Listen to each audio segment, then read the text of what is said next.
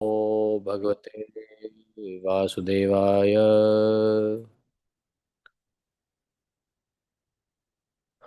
ओम नमो भगवते वासुदेवाय। ओम नमो भगवते वासुदेवाय। ओम नमो भगवते वासुदेवाय।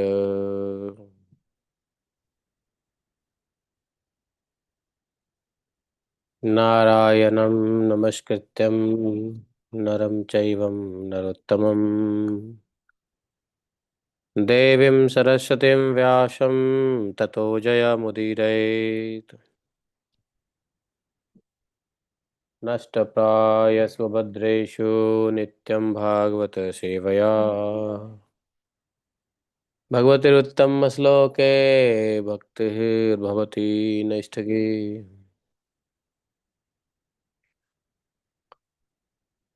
ॐ जन्मान्धस्य त्वन्वयादितरतः चार्थे स्वभिज्ञः स्वराट् तेने ब्रह्मद्यादिकवये मुह्यन्ति यत् सूर्यः तेजो वारिमृदां यथा विनिमयो यत्र त्रिसर्गो मृषा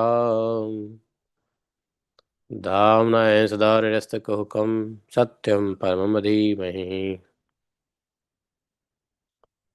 धर्मः प्रोजितकैतवत्र परमो निर्मत्सराणां सताम् वेद्यं मात्र वस्तु शिवदं तापत्रयोन्मूलनम् श्रीमद्भागवत महामुनि कृते किं वा परणेश्वरः सद्यो हृदयवर्धत् कृतभिः शुश्रूषिततत्क्षणात् निगमकल्पतरोर्गलितं फलं सुखमुखाद् द्रवितसंयुतं पिबत भागवतं रसमालयम् मुहुरः रसिका भुवि भावुकाः। अहं सर्वस्य प्रभवो मत्तः सर्वं प्रवर्तते इति मत्वा भजन्ते मां बुधा भावा समन्विता मच्चित्ता मद्गतप्राणा बोधयन्तः परस्परं कथयन्तश्च मां नित्यं तुष्यन्ति च रमन्ति च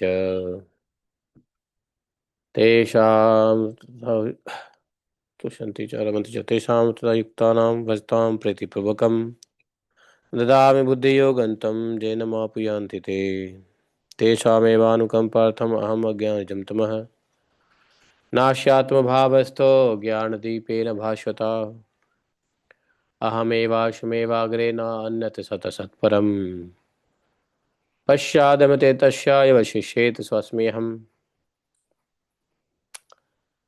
ते अर्थं यत् प्रतीयेत न प्रतीयेत चात्मने तद्विद्यादात्मनो माया यथा भाषो यथा तमः यथा महान्ति भूतानि भूतेषु चावचेष्यनु प्रविष्टानि अन्यप्रविष्टानि तथा तेषु न तेष्वहम् एतावदेव जिज्ञासं तत्त्वजिज्ञासुनात्मना अन्यव्यतिरेकाभ्यां यत्स्यात् सर्वत्र सर्वदा।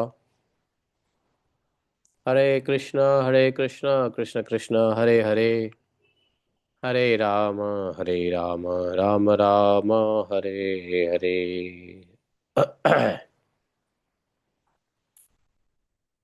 बोले ग्रंथराज श्रीमद् भागवत महापुराण की जय।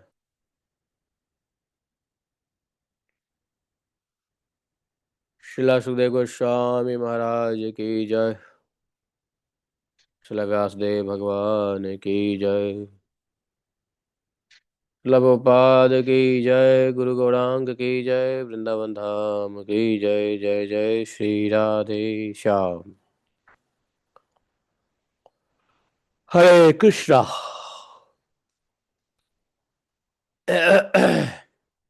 तो हम लोग आज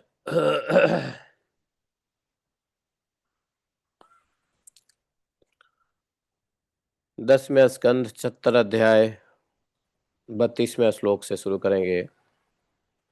श्री सुकवाच राजदूते बुभ्रत्याम् इत्येवं देवर्षि परं द्योतिः बिभ्रत पिङ्गजटाभारम् प्रादुरासीद यथा रिवः। तं दृष्ट्वा भगवान् कृष्णः सर्वलोकमहेश्वरः ववन्द उत्थितः शीर्षणा ससभ्य सानुगो मुदा सभाजयित्वा विधिवत कृतासनपरिग्रहम् विभासेषु नृतैवाक्यैः श्रद्धया तर्पयन् मुनिम्। अपि स्विदद्य लोकानां त्रायाणां कुतो भयम् ननु भूयात् भगवतो लोकान् पर्यटतो गुणः। न हि ते अविदितं किंचित् लोकेश्वर ईश्वर कर्तृषु अथ पृष्ठामहे युष्मान् पाण्डवानां चिकीर्षितम्। ॐ अज्ञानतिमिरान्धस्य ज्ञानाञ्जनशलाखया चक्षुरुन्मीलितं येन तस्मै श्रीगुरवे नमः। श्रीचैतन्यमनोभीष्टं स्थापितं येन भूतले स्वयं रूप कदा मह्यं ददाति स्वपदान्तिकम्। वन्देऽहं शीघ्रः सुत्पत्कमलं शीघ्रो न वैष्णवांश श्रीरूपं साग्रजातं सहगण रघुनाथान्वितं तं सजीवम् साद्वैतं सावधूतं परिजनसहितं श्रीकृष्णचैतन्यदेवं श्रीराधा कृष्णपादान् सहगण ललिता श्रीविशाखान्वितांश्च। हे कृष्ण करुणा सिंधो दीनबंधो जगतपते गोपेश गोपिका कांतं राधा कांतं नमोस्तुते। तप्त कांचन गौरांगी राधे वृंदावनेश्वरी वृषभानुसुते देवी प्रणमामि हरिप्रिये। वाञ्छाकल्पतरुभ्यश्च कृपा सिन्धुभ्यैव च पतितानां पाप्नेभ्यो वैष्णवेभ्यो नमो नमः। जय श्री कृष्ण चैतन्य प्रभु नित्यानंद श्री अद्वैत गदाधर शिवासादि गौर भक्तवृंद।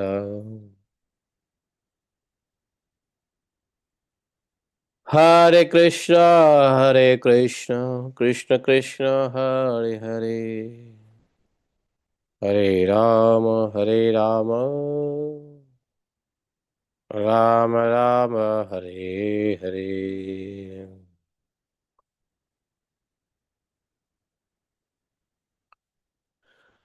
हरे कृष्णा। वैसे तो आज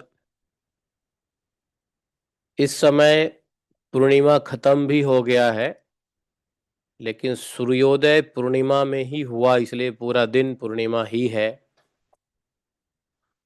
तो आज पूर्णिमा माना जाता है, कार्तिक पूर्णिमा, व्रत भी है आज।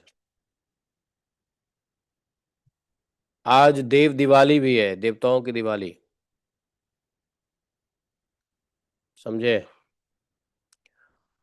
आज सर्वार्थ सिद्धि योग भी है, आडाल योग भी है, बिडाल योग भी है, बहुत सारे योग है आज। तो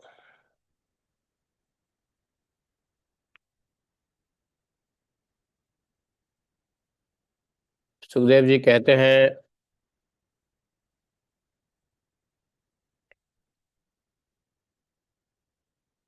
तो राजाओं का दूत कौन से राजा? जिन राजाओं को बंदी बना लिया गया था। राजाओं का दूत जब इस प्रकार से सारी बातें सुनाया, उसी वक्त देवर्षि नारद जी भी वहां आ गए भगवान के द्वारका में। नारद जी के जटाएं बड़ी सुनहरी होती ही हैं, चमक रही थी। बड़े तेजस्वी, परम तेजस्वी नारद जी, सूर्य के समान साक्षात।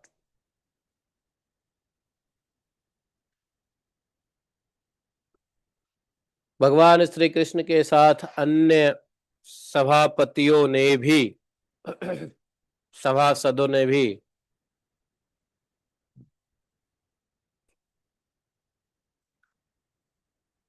जब नारद जी को देखा तो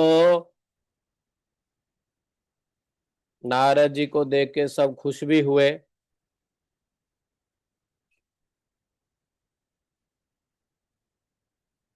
और सबने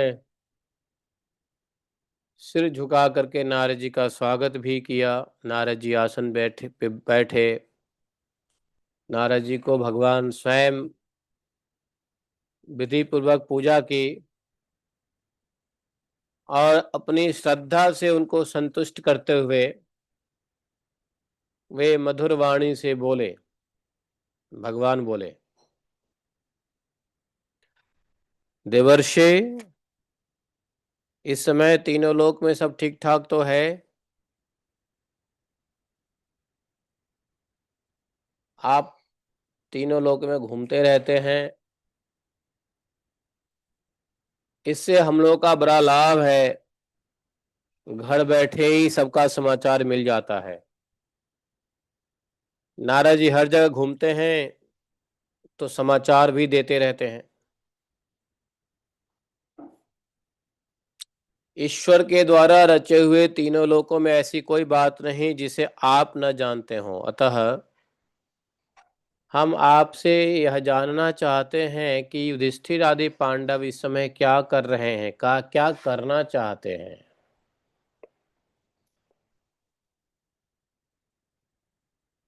नारद जी ने कहा, दृष्टा मया ते बहुशो दुरत्यया माया विभोः विश्वसिजश्च मायिनः भूतेषु भूमिश्चरतः स्वशक्तिभिः वह्नेरिवच्छन् रुचो न मेऽद्भुतम्। नारद जी ने कहा, हे सर्वेश्वर, हे अनंत, हे सर्वव्यापक,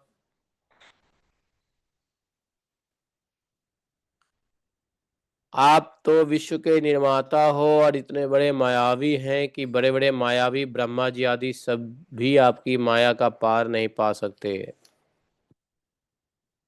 आप सबके घट घट में अचिंत शक्ति से व्याप्त रहते हैं। ठीक वैसे ही जैसे अग्नियों में, लकड़ी में अपने को छिपाए हुए अग्नि, लोगों की दृष्टि सत्व आदि गुणों पर ही अटक जाती है, आपको देख नहीं पाते। मैंने एक बार नहीं अनेकों बार आपकी माया देखी है, इसलिए आप जो यों अनजान बनकर पांडवों का समाचार पूछते हैं, इससे मुझे कोई आश्चर्य नहीं हो रहा है। आप अपनी माया से जगत की रचना करते हो, संहार करते हो। आपकी माया के कारण ही असत्य होने पर भी सत्य के समान प्रतीत होता है। आप अब क्या करना चाहते हैं, यह बात भली भांति कौन समझ सकता है। आपका स्वरूप सर्वथा अचिंतनीय है। मैं तो केवल बार बार आपको नमस्कार करता हूँ।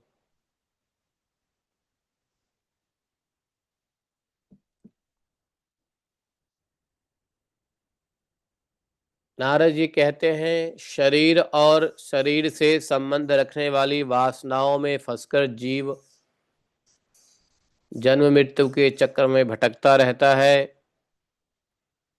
जीव यह नहीं जानता कि मैं शरीर से कैसे मुक्त हो सकता हूँ। वास्तव में इन अज्ञानी जीवों को मुक्त करने के लिए ही आप नाना प्रकार के लीला अवतार ग्रहण करके अपने पवित्र यश का दीपक जला देते हैं, जिससे अज्ञानियों का सारा अंधकार नष्ट हो जाता है, अनर्थकारी शरीर से मुक्त हो जाता है। इसलिए हे प्रभु, मैं तो आप ही के शरण में हूँ।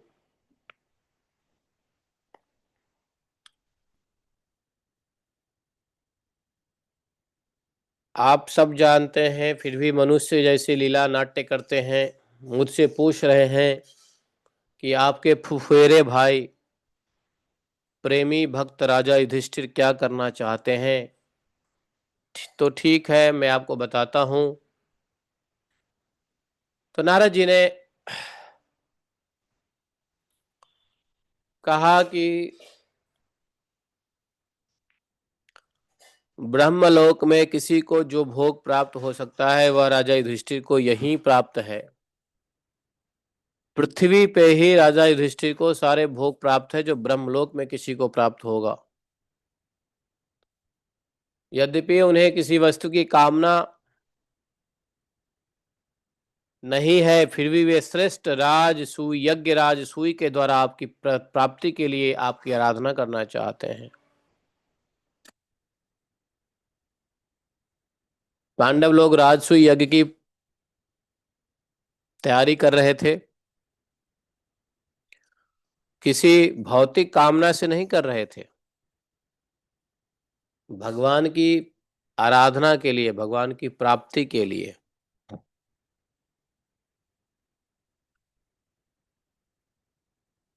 किसी चीज की जरूरत तो थी नहीं राजा युधिष्ठिर को।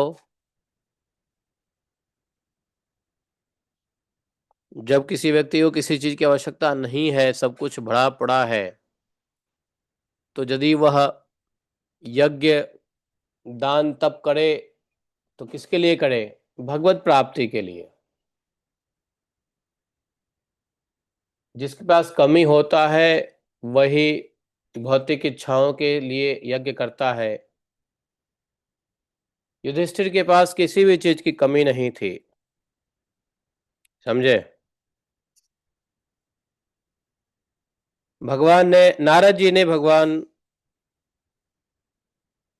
को कहा कि आप कृपया करके इसकी, इस अभिलाषा का अनुमोदन कीजिए, जो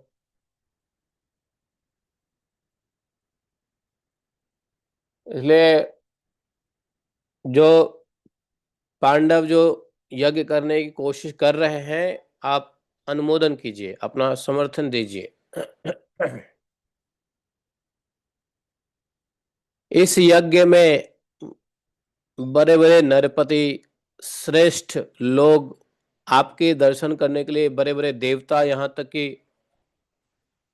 सब उपस्थित होंगे। आप तो जाओगे ही उस यज्ञ में, भाई फूफा के बेटे का यज्ञ हो रहा है, फुफेरा वह भाई होगा ना, और भगवान के भक्त भी हैं, आपके भक्त भी हैं।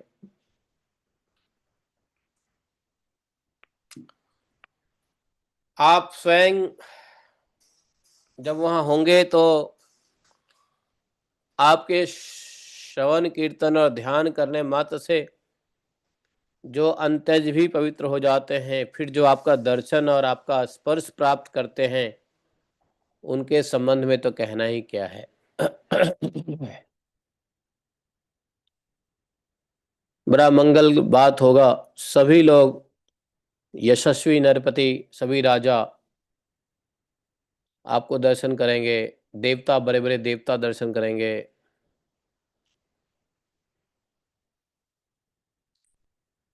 हे त्रिभुवन मंगल, आपकी निर्मल कीर्ति समस्त दिशाओं में छा रही है। स्वर्ग, पृथ्वी और पाताल में व्याप्त हो रही है, ठीक वैसे ही जैसे आपकी चरणामृत धारा स्वर्ग में मंदाकिनी, पाताल में भोगवती, मर्त्यलोक में गंगा के नाम से प्रवाहित होकर सारे विश्व को पवित्र कर रही है। चरणामृत धारा, गंगा भगवान के चरणामृत धारा है, जो मंदाकिनी स्वर्ग में है, पृथ्वी पे गंगा है, अन्य अन्य लोकों में भी है, जैसे सीता है। सुखदेव जी कहते हैं भगवान के साथ सभा में जितने भी लोग बैठे थे यदुवंशी, वे सब इस बात के लिए बड़े उत्सुक थे कि पहले जरासंध पर चढ़ाई करके उसे जीत लिया जाए, क्योंकि कई हजार राजाओं को बंदी बनाया था, और अभी अभी उन बंदी बनाए हुए राजा के दूतों ने आके समाचार भी दिया था। तो यदुवंशी चाहते थे पहले जरासंध पर चढ़ाई करके जीत लिया जाए, लेकिन नारद जी की बात, उन्हें नारद जी की बात पसंद नहीं आई।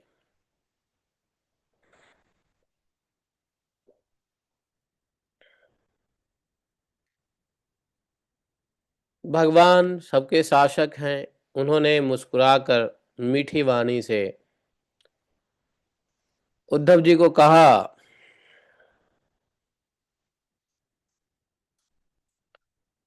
भगवान ने कहा उद्धव जी,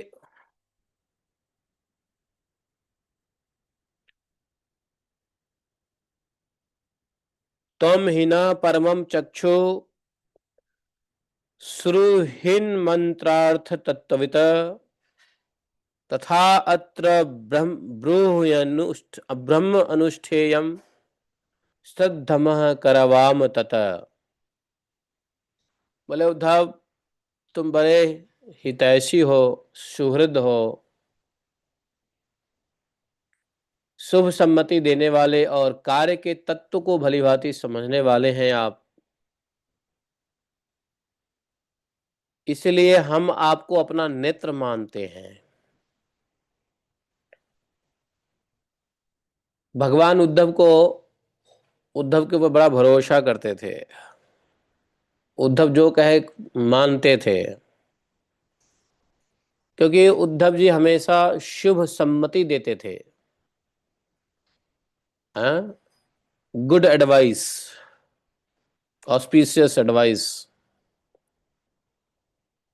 और सभी कार्यों को तत्व से भली भांति उद्धव जी जानते थे, समझते थे। इसलिए भगवान ने कहा कि आप मेरे चक्षु हो, परमम चक्षु, साधारण चक्षु नहीं, परमम चक्षु, उत्तम चक्षु हो, नेत्र हो। आप बताओ हम लोग को इस विषय में क्या करना चाहिए? हमें आपकी सलाह पे श्रद्धा है, आप जैसा कहोगे हम वैसा ही करेंगे। उद्धव जी ने देखा भगवान तो सर्वज्ञ हैं, फिर भी अनजान बन करके सलाह ले रहे हैं, तो भगवान की आज्ञा को शिरोधार्य किया है उद्धव जी ने। उद्धव जी ने कहा है, हे भगवान, देवर्षि नारद जी ने आपको यह सलाह दिया है कि फुफेरे भाई पांडव के राजसूय यज्ञ में आप जाइए और वहां उनकी सहायता करनी चाहिए। नारद जी की यह कथन ठीक है, और यह भी ठीक है कि आपके शरणागत जो राजा हैं जरासंध के कैद खाने में, उसकी रक्षा करना भी आवश्यक है, आवश्यक कर्तव्य है।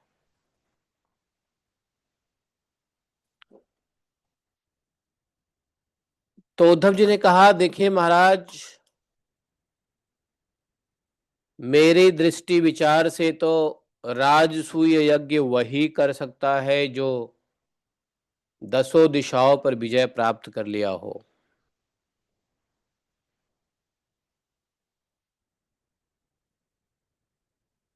तो इसलिए पांडवों को जरासंध पे विजय प्राप्त करना आवश्यक है। जरासंध को यदि जीत लिया जाए तो पांडवों का यज्ञ भी सफल होगा और शरणागतों की रक्षा भी होगी, सभी राजा मुक्त भी होंगे।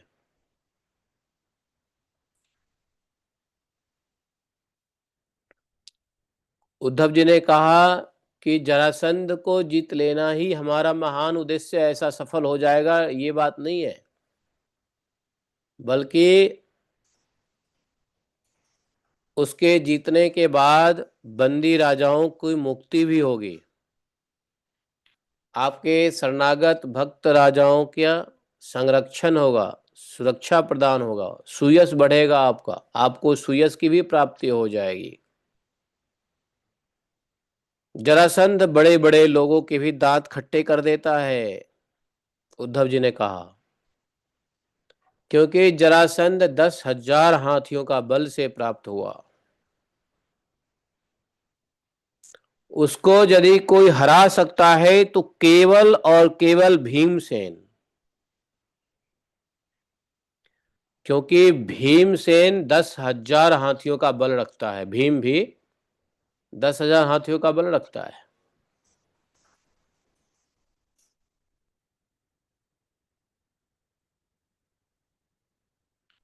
तो बोले जरासंध को ऐसे मारने का क्या फायदा, उसके बराबरी के योद्धा वीर को सामने खड़ा करना चाहिए।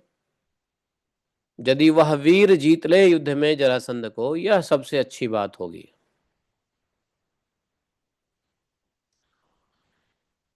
एडवाइस, सलाह दिया उद्धव जी ने भगवान को कि यदि 100 अक्षौणी सेना लेकर के भी युद्ध के लिए खड़ा होगा तो भी जरासंध को जीतना आसान नहीं है। उद्धव जी ने यह भी बताया भगवान को कि आप तो जानते हैं जरासंध ब्राह्मण भक्त है, यदि ब्राह्मण उससे किसी बात की भिक्षा मांगे, याचना करे, तो वह खाली ब्राह्मणों को नहीं जाने देता। इसलिए मेरा ऐसा विचार है कि आप भीमसेन को ब्राह्मण का भेष में भेजिए और उससे भिक्षा मांगने को कहिए। भिक्षा में क्या मांगे भीमसेन? युद्ध, युद्ध की भिक्षा मांगे, ऐसा आप व्यवस्था कीजिए। और कोई डाउट ही नहीं है, यदि आपके उपस्थिति में भीमसेन और जरासंध का युद्ध होगा तो भीमसेन उसे जरूर मार डालेंगे। अगर आपकी उपस्थिति नहीं होगी तो हो सकता है भीमसेन को ही जरासंध मार दे, क्योंकि बल में भीम भी 10,000 हाथियों का बल रखता है, जरासंध भी 10,000 हाथियों का बल रखता है। लेकिन आप जिसके पक्ष में होंगे वो तो हमेशा ही जीतेगा। जिसके पक्ष में भगवान होते हैं उसकी विजय हमेशा होती है, चाहे वो दुर्बल क्यों ना हो।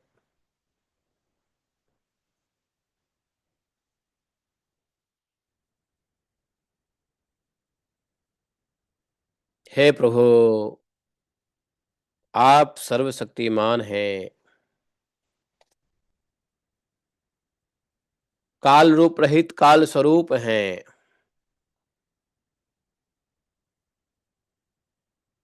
ये सृष्टि का निर्माण और प्रलय आपकी ही शक्ति से होता है। ब्रह्मा और शंकर तो उसमें मात्र इंस्ट्रूमेंटल है, निमित्त मात्र है।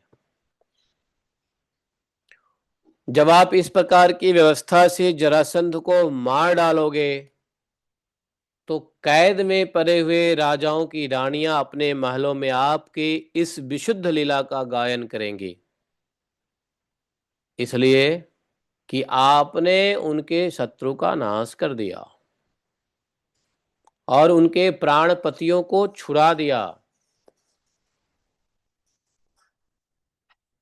जैसे गोपियां शंखचूड़ से छुड़ाने की लीला का, आपके भक्त मुनि लोग गजेंद्र और जानकी जी के उद्धार की लीला का, और हम लोग आपके माता पिता को कंस के कारागार से छुड़ाने का लीला का गायन करते रहते हैं, वैसे ही वो सब राजा के पत्नियां आपके इस लीला का गायन करेंगे। इसलिए जरासंध वध स्वयं ही बहुत से प्रयोजन सिद्ध कर देगा। एक जरासंध मरा नहीं कि अनेक फायदे हो जाएंगे।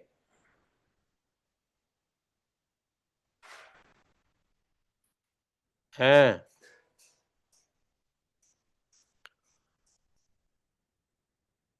बंदी नरपतियों के पुण्य परिणाम से अथवा जरासंध के पाप परिणाम से, हे कृष्ण, आप भी तो इस समय राजसूय यज्ञ का होना ही पसंद करते हैं।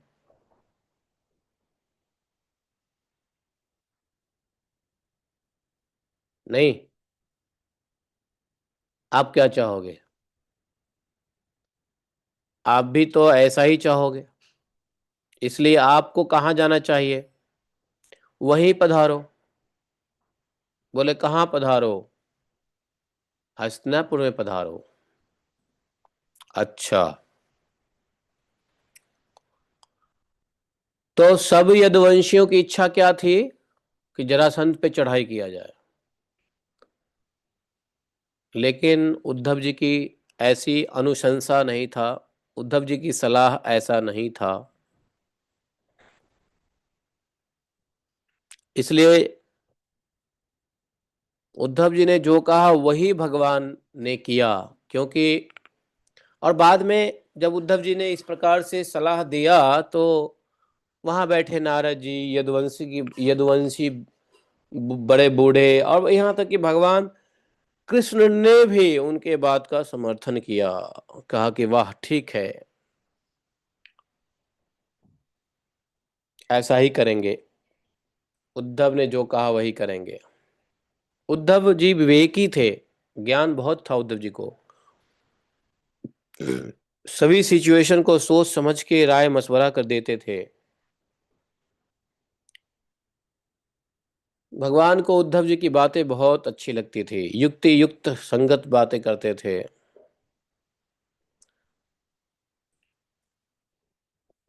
भगवान ने यही किया, इंद्रप्रस्थ जाने की तैयारी करने लगे, बड़े बुजुर्गों से आज्ञा लिया।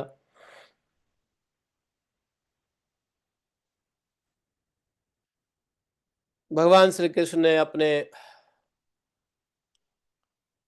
राजा उग्रसेन, बलराम जी भैया से, यहाँ तक कि बाल बच्चों के साथ रानियों और उनके सब सामानों को आगे चला दिया, और फिर दारूक लेकर के पीछे पीछे भगवान गए।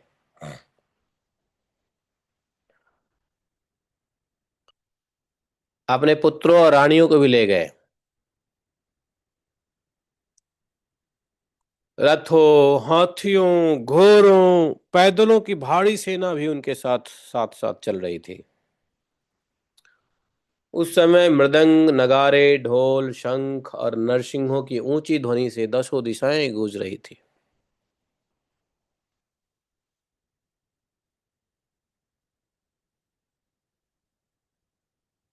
रुक्मिणी जी और जितने भी पटरानियां हैं, सभी कृष्ण की पत्नियां अपनी संतान के साथ सज धज के जा रही हैं, अंगराग लगा के, चंदन, वस्त्राभूषण, पुष्पों के हार, यहाँ तक कि डोलियां, रथ, शेरों की बनी हुई पालकियां, ये सब सजा हुआ था। और उन सभी पटरानियों के पतिदेव भगवान कृष्ण पीछे पीछे चल रहे थे। विशाल सेना रक्षा करते हुए हाथ में तलवार ढाल लेकर के चल रहे थे। वो काफी सामान भी था, झोपड़ियां, तंबू, कनात, कंबल, ओढ़ने बिछाने की सामग्रियां, बैल, भैंस, गधा खच्चर पर लाद करके, और स्वयं पालकी, ऊंट, छकरों और हाथियों पर सवार होकर के सामान गधे पे, खच्चर पे, भैंस पे, बैल पे सारा सामान रख दिया। रास्ते में जो भी खाने पीने की वस्तु, ओढ़ने पहनने की वस्तु हैं, कनात, तंबू, कंबल इत्यादि इत्यादि लेके।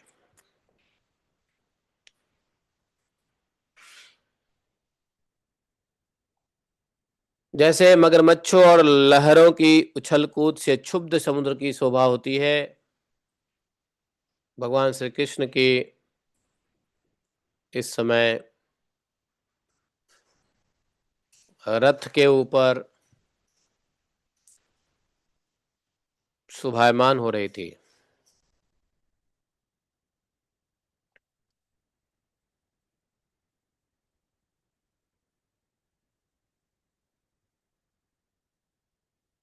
अब देखो कहाँ द्वारका है और कहाँ इंद्रप्रस्थ जहाँ पे यज्ञ होना है। कितनी दूरी है द्वारका से इंद्रप्रस्थ, कितने दिनों की यात्रा हो सकती है, नहीं?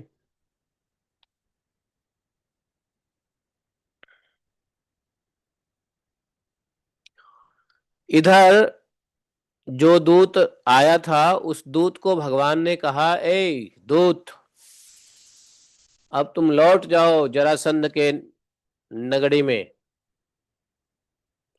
और तुम अपने राजा राजा से कहना, मतलब जिन राजाओं को बंदी बना रखा है, तो बोला कि तुम उन राजाओं से कहना तुम लोगों का कल्याण शीघ्र होगा, मैं जरासंध को मरवाने का पूरा व्यवस्था कर दूंगा।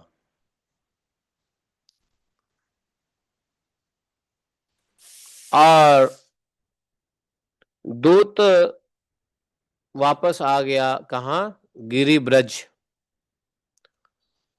उस समय गिरिब्रज मागध देश का राजधानी था, गिरिब्रज।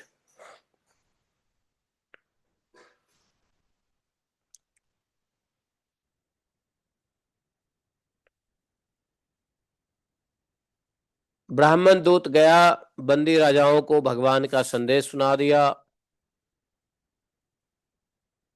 उन्होंने यह भी कहा कि किस प्रकार भगवान जरासंध को मरवाने वाले हैं, वो सारी बातें कह दिया। सभी राजा इंतजार करने लगे शुभ घड़ी का जिसमें भगवान का आगमन होगा, भगवान आके जरासंध को मारेंगे और सभी राजाओं को छुड़ा के ले जाएंगे।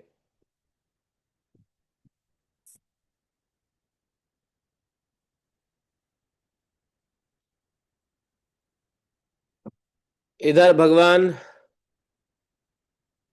की सवारी आनर्त देश, सौवीर, मरु, कुरुक्षेत्र और उनके बीच में पड़ने वाले पर्वत, नदी, नगर, गांव, अहिरों की बस्ती और नाना प्रकार के खानों के भरे हुए भूमि को पार करते हुए आगे बढ़े। रास्ते में बहुत सारी नदियां जैसे दृश्यवती, सरस्वती, इन सबको पार करके पांचाल और मत्स्य देश में होते हुए इंद्रप्रस्थ पहुंचे।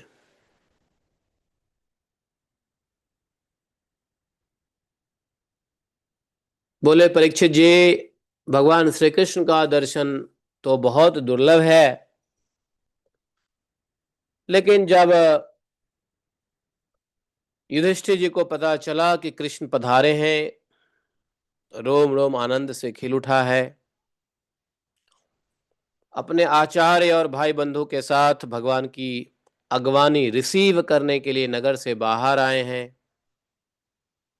मंगल गीत गाए जाने लगे, बाजे बजने लगे। बहुत से ब्राह्मण ऊंचे स्वर में वेदों का मंत्र उच्चारण कर रहे थे। बड़े आदर से ऋषिकेश भगवान श्री कृष्ण का स्वागत करने के लिए चले।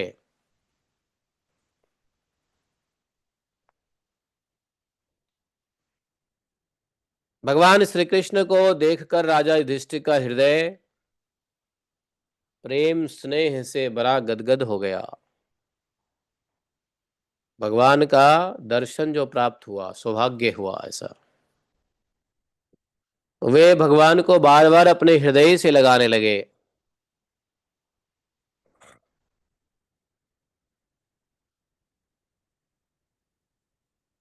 युधिष्ठिर भगवान को बार बार आलिंगन कर रहे हैं।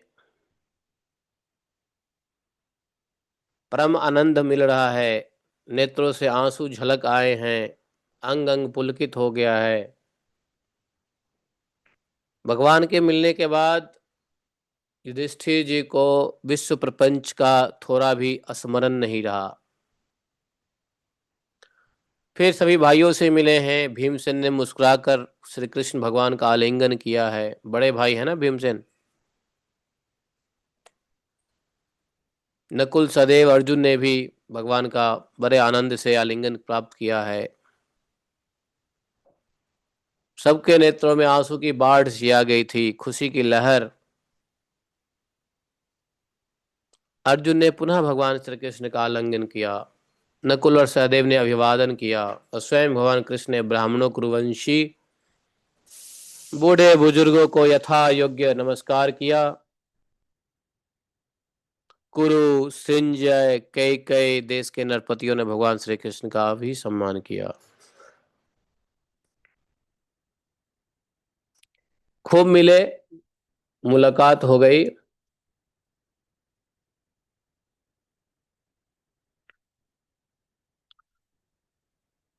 भगवान आए इंद्रप्रस्थ में।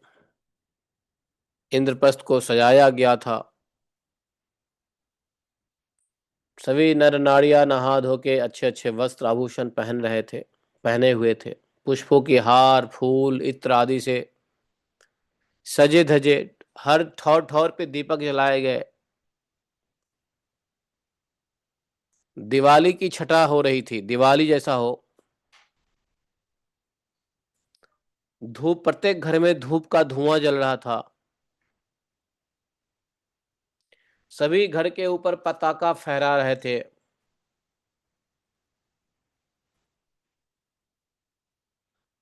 युवतियों ने भी अट्टारियों पे चढ़ चढ़ के भगवान श्री कृष्ण का दर्शन किया। खूब सगत स्वागत सत्कार हुआ भगवान का।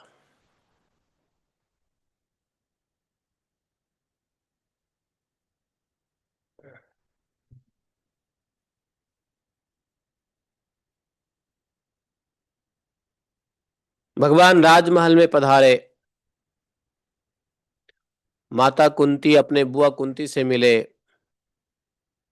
कुंती ने जब देखा अपने त्रिभुवनपति भतीजा श्री कृष्ण को, बताओ कुंती के भी कितने सौभाग्य हैं, अच्छे हैं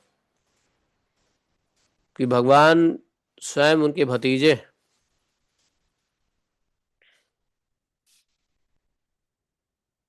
पलंग से उठकर द्रौपदी के साथ आगे बढ़ी, हृदय से प्रेम से भर गया। कृष्ण को हृदय से लगा लिया भगवान को,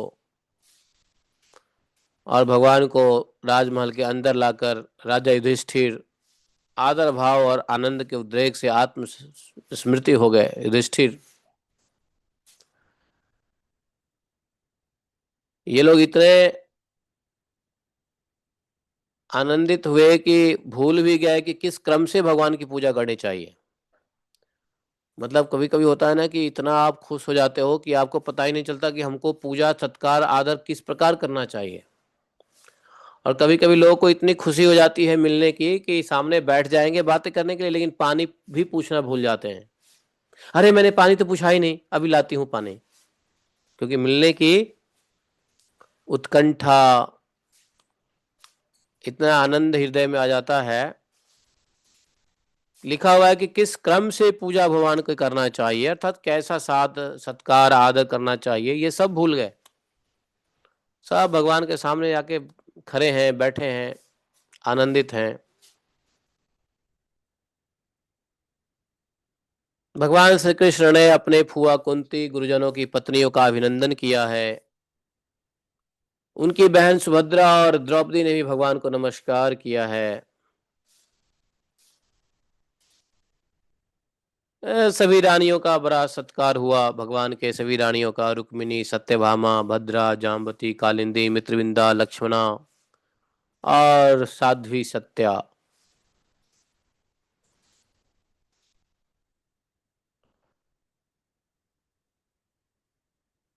युधिष्ठिर जी ने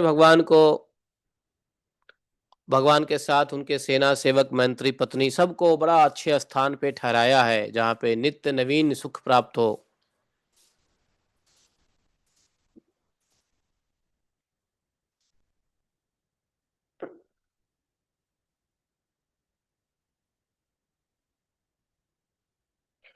ये जो युधिष्ठिर का इंद्रप्रस्थ बनाया था, किसने बनाया था?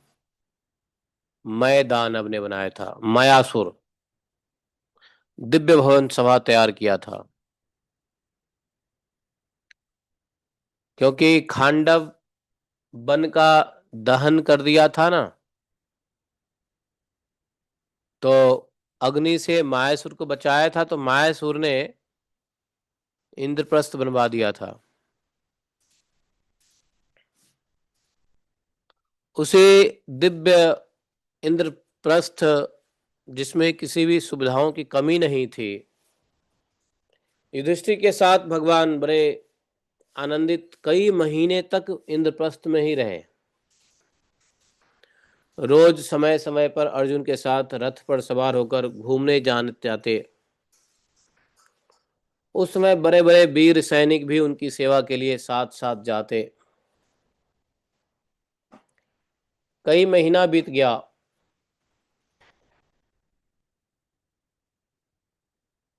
एक बार सबकी सभा लगी थी। भगवान ने सबको संबोधित किया। भगवान ने कहा कि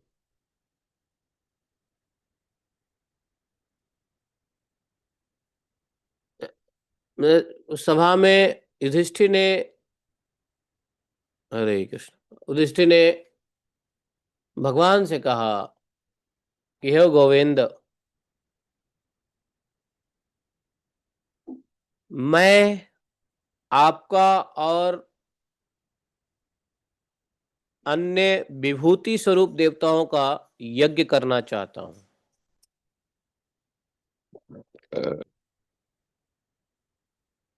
देखो,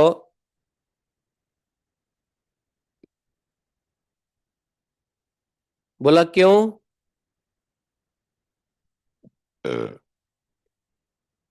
कौन सा यज्ञ करना चाहता हूं? बोले राजसूय यज्ञ करना चाहता हूं।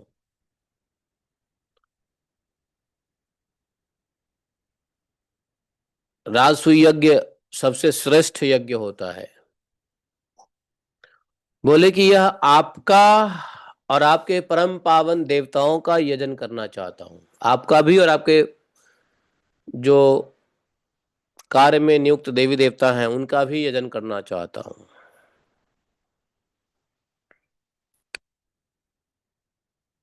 क्योंकि कोई भी यज्ञ होता है तो सिर्फ भगवान कृष्ण के लिए ही नहीं होता है।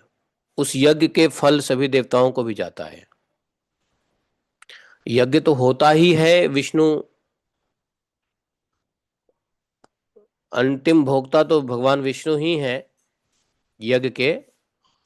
लेकिन भगवान विष्णु के लिए ही सिर्फ यज्ञ नहीं होता, बल्कि उसके हविष्य अन्य देवी देवताओं को भी मिलता है, जिससे देवी देवताओं को बल बुद्धि पराक्रम, मतलब देवी देवता बलवान होते हैं यज्ञ के हविष्य से।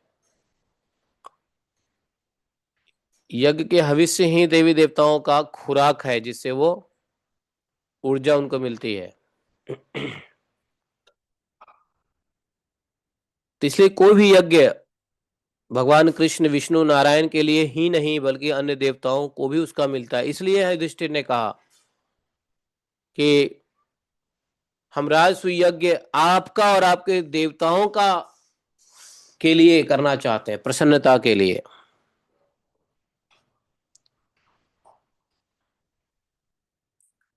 हैं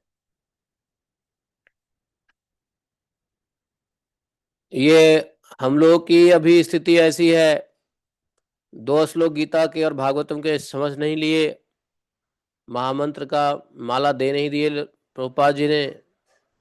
देवताओं को तो सोचते हैं देवता क्या है, देवता क्या है, देवी देवता क्या है, देवी देवताओं का उपेक्षा कर देते हैं। देवी देवता की उपेक्षा कभी भी करणीय नहीं होता है। देवी देवता को यहाँ पे कहा है कि भगवान के ही पावन विभूति स्वरूप है सबके सब। तो भगवान को आप जप करते हैं, पूजा करते हैं, लेकिन उनकी विभूति का यदि आप अपमान करते हैं, भगवान की विभूति ही तो है ये, सूर्य चंद्र वरुण इंद्र क्या है, भगवान की विभूति है। ब्रह्मा शिव कौन है, भगवान की विभूति है।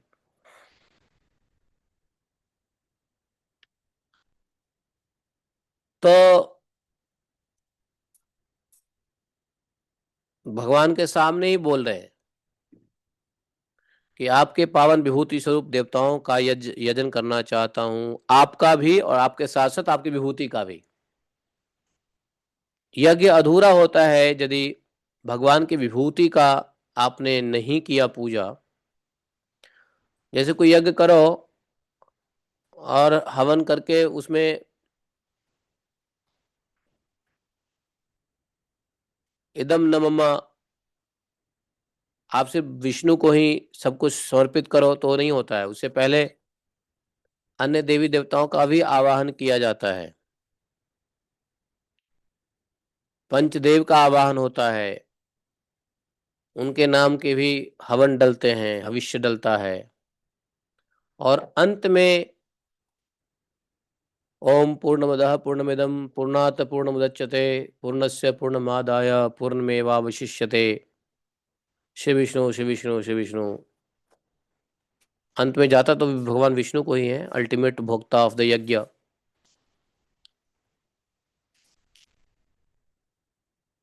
तो भक्ति भगवान की पूजा, भगवान के विभूति की। भगवान भगवान नहीं चाहते मेरी पूजा करो, भगवान चाहते हैं हमसे प्रेम करो। लेकिन भगवान के जब विभूति देवता है वो चाहते हैं कि पूजा करो। क्यों पूजा करोगे तो उनको पूजा से लाभ है।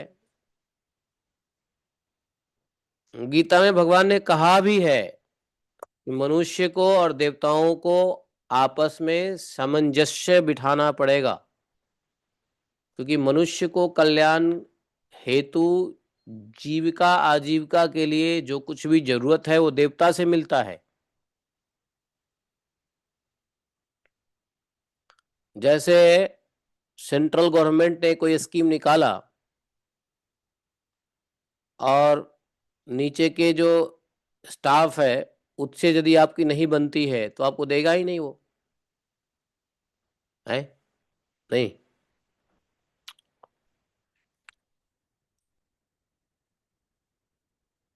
तो ये नहीं है कि आप सीईओ से दोस्ती आपकी है तो नीचे के मैनेजर्स को आप उपेक्षा करोगे, क्रिटिसाइज करोगे, नहीं। सीईओ से दोस्ती है तो नीचे सबसे आपको दुआ सलाम करनी पड़ेगी। तो इसलिए यहाँ पे भगवान के साथ साथ भगवान के विभूति स्वरूप देवताओं का भी यजन करने की इच्छा जाहिर करते हैं युधिष्ठिर महाराज।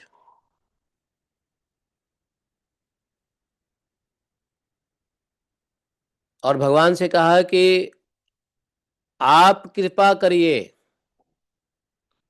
कि मेरा ये जो राजसूय यज्ञ है उसका जो संकल्प है वो पूरा हो जाए।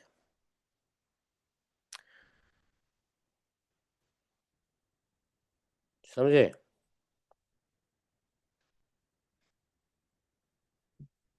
युधिष्ठिर महाराज ने कहा, हे कमलनाभ,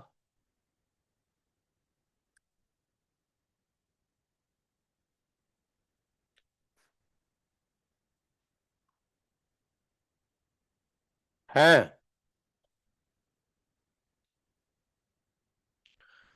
विंदन्ति ते कमलनाभ भवाप वर्ग, भवाप वर्गम आशासते, आशासते यदि त आशीष इश न अन्य।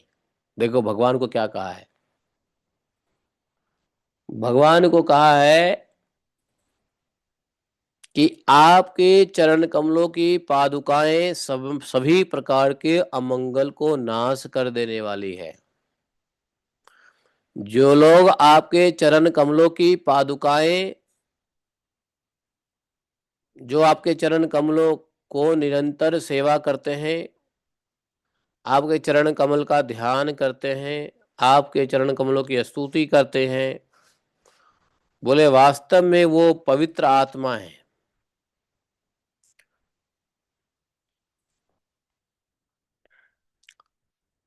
त्वत्पादुके अविरतम परिते चरन्ति, ध्यायन्त्य भद्र नशने शुचयो गृणन्ति, विन्दन्ति ते कमलनाभ भावपवर्गम आसस्ते यदि त आशीष ईश न अन्ने।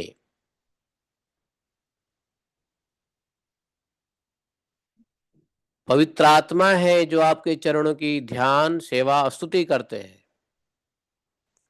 और जो करते हैं वो जन्म मृत्यु के चक्कर से छूट जाते हैं।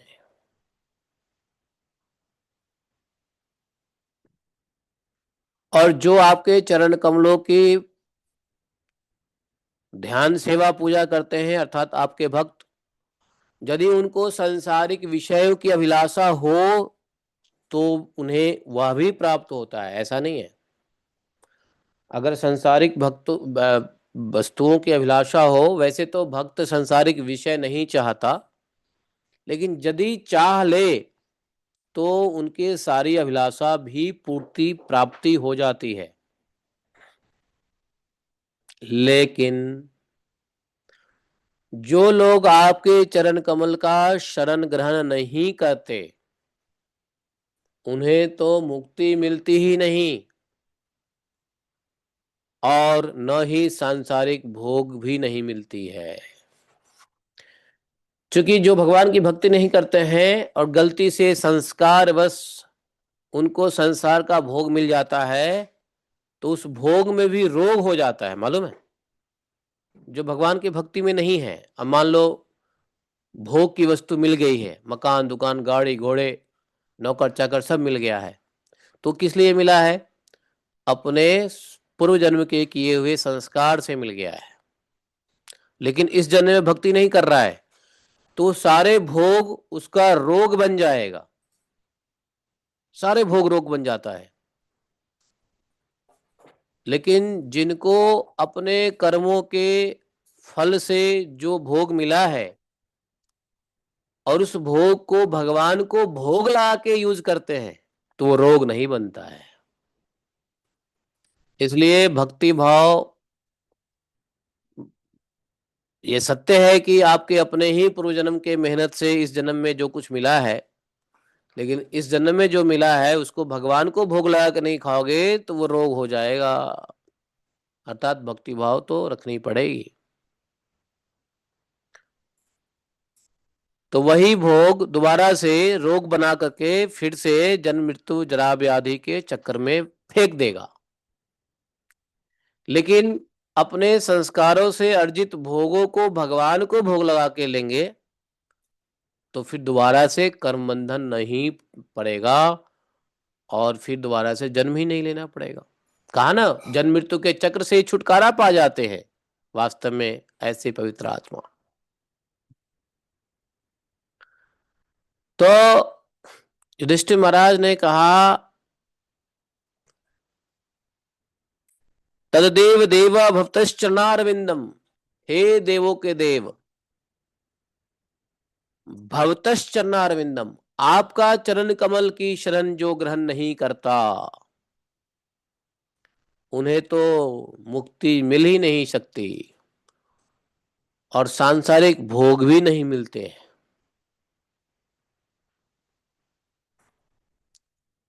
मैं चाहता हूं कि संसारी लोग आपके चरण कमलों का सेवा का प्रभाव देखें। युधिष्ठिर जी ने कहा।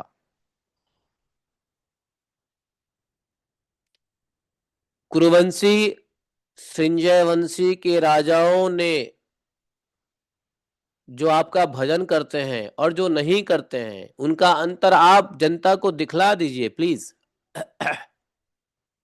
युधिष्ठिर ने कहा कि आप हमें कृपा कीजिए कि हमारा संकल्प राजसूय यज्ञ का पूर्ण हो, आपके साथ साथ आपके विभूति देवता भी प्रसन्न हो, और आप यह प्रूफ कर दीजिए कि जो आपके चरण की सेवा करता है उसको क्या मिलता है। आप अंतर दिखा दीजिए, जो राजा आपका भजन नहीं करता है, जो राजा भजन करता है, दोनों में क्या अंतर है आप दिखा दीजिए, प्रूफ कर दीजिए इस बात का। कभी कभी क्या होता है, कुछ लोग भजन में तब आते हैं जब देखते हैं अरे तो भक्ति कर रहा है, भजन कर रहा है, इससे को नौकरी भी मिल गई, उसको अच्छा घर भी मिल गया, उसको अच्छा शादी भी हो गई गोरी मैम के साथ, बच्चे भी हो गए, बहुत बढ़िया चल रहा जीवन। तो कभी कभी भक्तों के भौतिक संपत्ति को देख के कई बार लोग भक्ति में आते हैं। उसको वो देखो कितना बढ़िया नौकरी कर रहा है, भजन कर रहा है, मैं भी भजन करूंगा, मुझे भी नौकरी मिल जाएगी, मुझे भी धन मिल जाएगा। कभी कभी ऐसा होता है कि भक्तों के दुबई में बहुत सारे लोग भक्ति में ज्वाइन करते हैं श्री वल्लभ प्रभु को देख के, अरे उनके पास इतना बढ़िया है, पैसा है, ये है, वह है, शोहरत है, शाम है, दाम है, सब कुछ है। तो हम भी भजन भजन करें। तो प्रभाव पड़ता है, कोई बुराई नहीं है, क्योंकि भौतिक इच्छा से भी यदि भगवान के भजन में जुड़ते हैं तो अच्छी बात है। बाद में भगवान धीरे धीरे धीरे उसके हृदय को शुद्ध करते हैं, भौतिक इच्छा का नाश करते हैं, भक्ति का उदय पहले करवाते हैं, और जब भक्ति उदय हो जाता है तब उसकी इच्छा पूर्ति करते हैं। पहले तो भक्तों को भगवान छीन लेते हैं सब कुछ। भगवान ने कहा भी है कई बार कि जिस पे मैं कृपा करता हूं उसका सब कुछ छीन लेता हूं। किसको कहा, कब कहा? इसी रात सुई यज्ञ में कहेंगे, चिंता मत करो।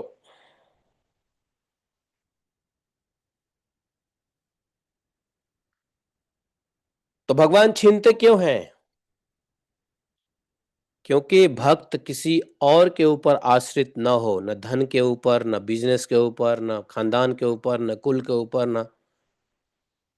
तो जब सब कुछ भगवान छीन लेते हैं तो उसका सारा भाव भगवान में आ जाता है, एकमात्र भगवान ही उसके सहारा हो जाते हैं।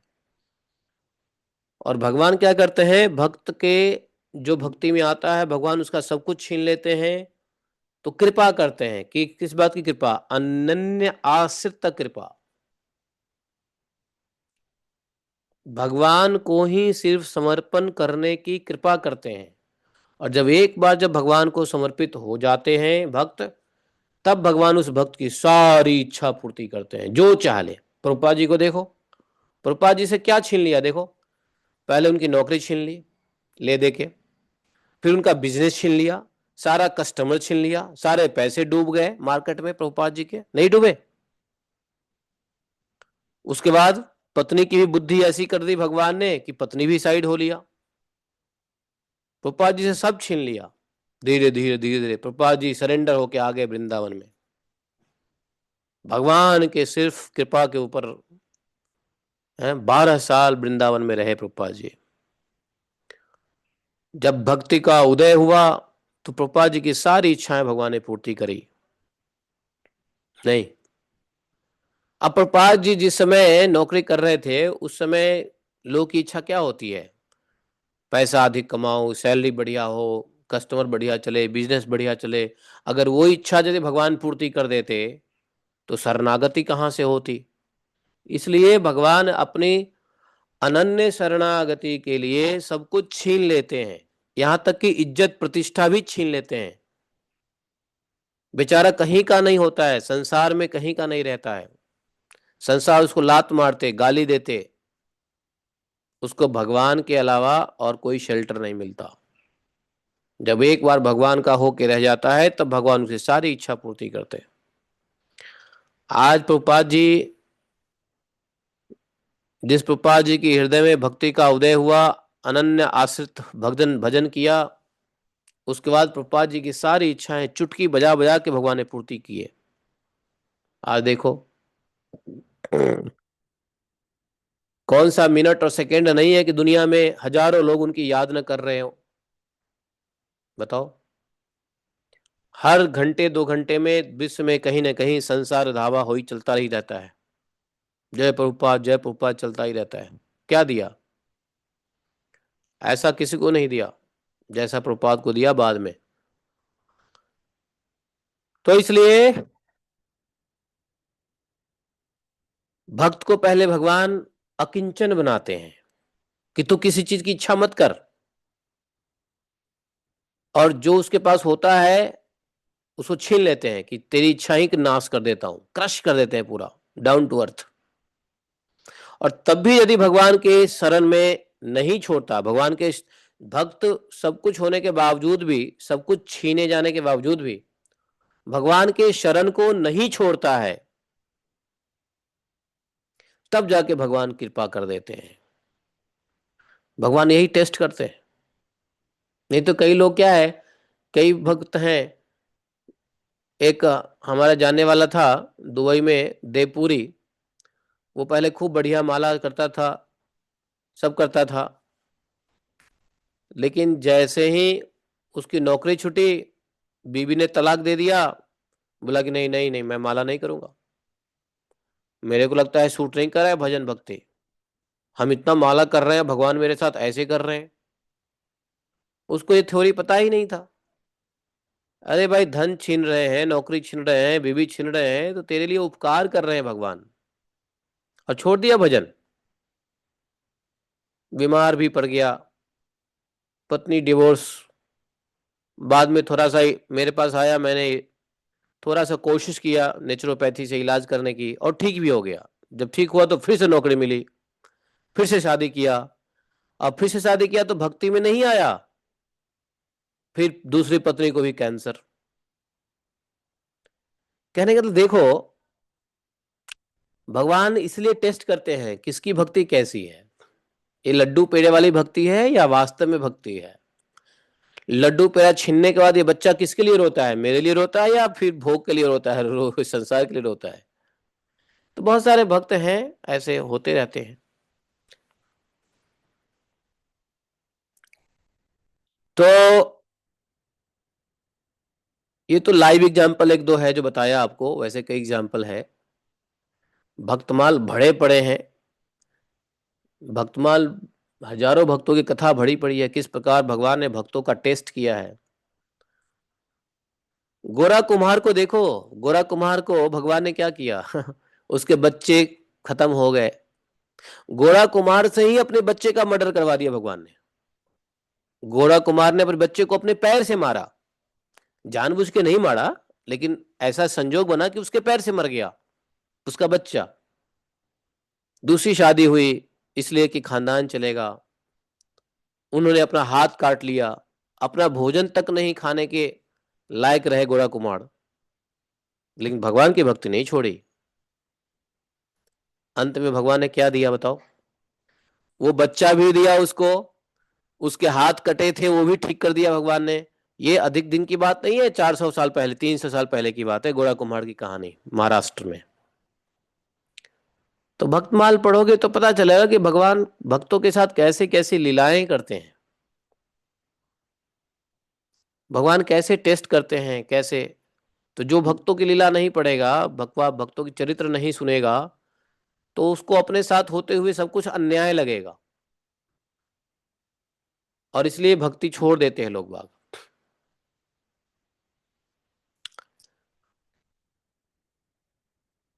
तो वही कहा युधिष्ठिर जी ने कि जो आपके चरण कमलों की शरण ग्रहण नहीं करता, उसे मुक्ति तो मिलती ही नहीं, छोड़ देता है, संसारिक भोग भी नहीं मिलती। लो, अब शरीर में रोगी हो जाएगा तो क्या भोग लोगे, है?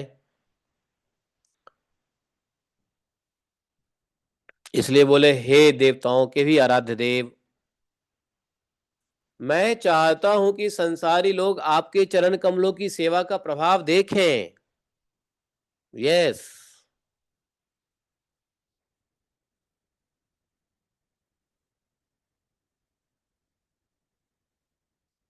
बोले कि आप सर्वात्मा है, सर्वात्मन समदृश स्वसुखानुभूते। आप सर्वात्मा है, समदर्शी हैं, स्वयं आत्म आनंद के साक्षात्कार हैं, स्वयं ब्रह्म है आप। समसेवताम सुरतरोरिवते प्रसाद, आपके कृपा से, प्रसाद, प्रसाद मतलब कृपा,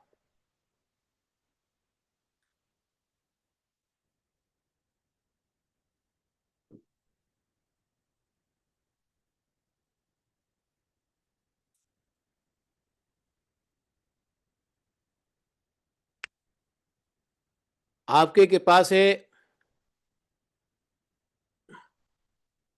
जो थोड़े अधिक होती है और उस थोड़े अधिक कृपा में ही सेवा के अनुरूप होती है। भगवान की कृपा, युधिष्ठिर जी ने कहा भगवान की कृपा भगवान की सेवा के अनुरूप होती है। थोड़ी सेवा किया तो थोड़ा थोड़ा कृपा, और अधिक किया तो अधिक कृपा। तो बोले कि न्यूनाधिक, मोर और लेस, डिपेंड करता है आपकी कृपा आपके मोर और लेस सेवा के ऊपर।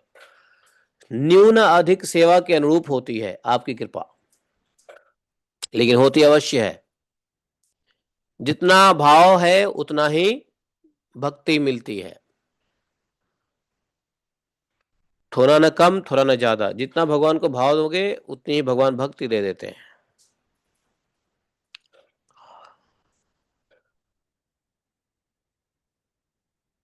लेकिन इससे भी आपके अंदर किसी प्रकार का ड्यूअलिटी या क्रूअलिटी या कह लो भेद बुद्धि, ये सब नहीं आता आप में, ये सब दोष नहीं आता।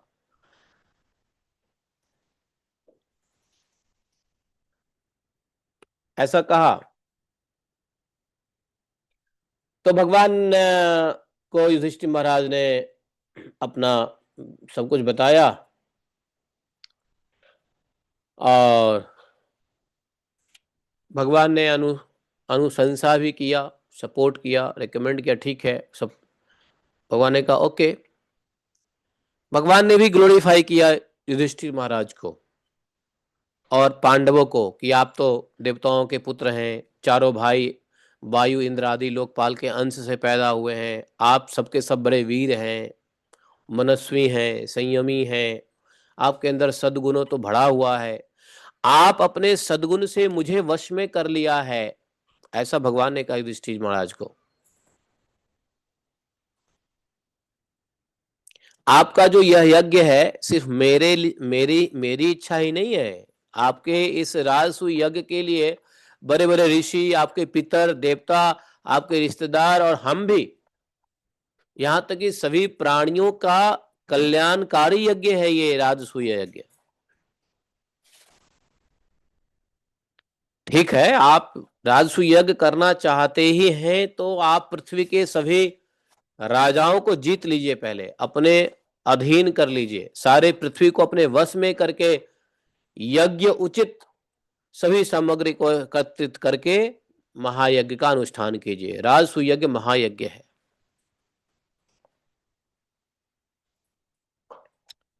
भगवान ने कहा देखो, एक बात भगवान ने कहा 10वें श्लोक में, जितो असम्यतात्मवता ते अहम दुर्जयो यो अकृतात्म भी।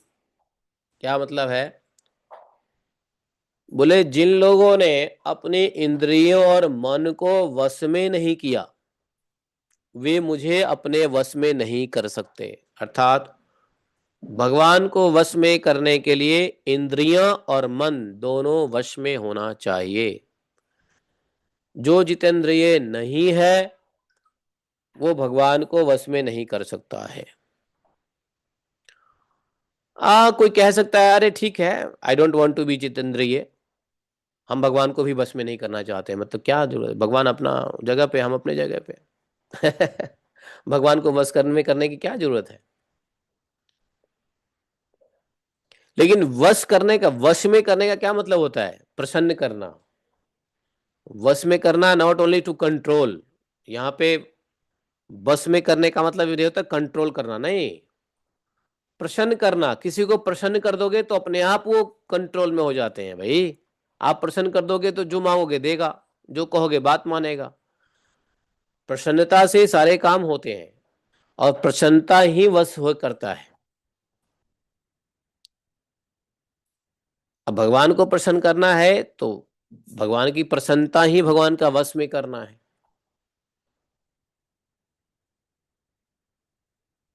तो भक्त कह सकते हैं कि नहीं नहीं, भगवान को मैं वश में नहीं करना चाहता। तो क्या भगवान को प्रसन्न नहीं कर, नहीं प्रसन्न करना चाहता हूं लेकिन वश में नहीं करना चाहता। अरे भगवान को जब प्रसन्न कर दोगे तो भगवान अपने आप वश में हो ही जाते हैं भाई। जब भगवान को प्रसन्न कर दोगे तो भगवान से जो मांगोगे दोगे। गोपियां कहती थी कृष्ण नाचो तब तो माखन मिलेगा, भगवान नाचते थे। गोपियों से प्रसन्न थे सब भगवान कृष्ण, जो कहती थी गोपियां करते थे हैं। तो भगवान को वश में करने का अर्थ यह नहीं है to controlling the lord but to pleasing the lord. थोड़ा सा अर्थ को सही से समझने पे भाव निकलेगा।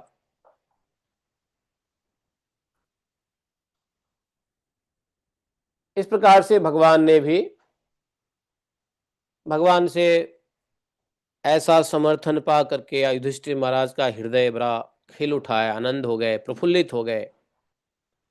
भगवान की बात मान करके पांडा युधिष्ठिर जी ने अपने सभी भाइयों को, चारों भाइयों को चारों दिशा में भेज दिया, जाओ दिग्विजय करके आओ। चारों भाई चारों दिशा में चले गए। चारों दिशाओं में जा करके, लेकिन भीम को भेजा गया किधर, पूर्व की दिशा। अब पूर्व की दिशा में कौन है, जरासंध है। जरासंध के ऊपर विजय नहीं प्राप्त किया जा सकता, ऐसा युधिष्ठिर ने सुन रखा था। युधिष्ठिर महाराज वो चिंता में पड़ गए।